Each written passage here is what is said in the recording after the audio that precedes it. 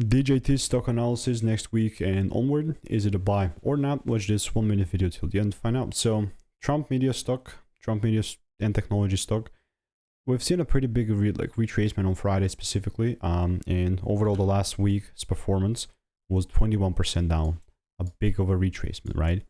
I mean, technically, even if you look at it, like the chart itself, the price, it's kind of stopping at a supply zone, but that's where it gets interesting, because if I see a full candle close above 46 bucks, then we're really speaking, and this is also kind of retracing inside of the demand area. So there's definitely pressure from both ways, but the only pressure that I'm interested in is this higher, like this potential upside pressure. And if I see this double break, this is a perfect, I mean, prime time to buy. Obviously, if there is a double break, unless there is that confirmation, I'm not gonna pull the trigger at all. I really would not even bother, right? So let me just kind of mark out these highs nonetheless like that, and that's how this is gonna look like. If you want to learn the strategy, you want to make more money by taking less trades, click the first link in the description, and I will see you in the next one.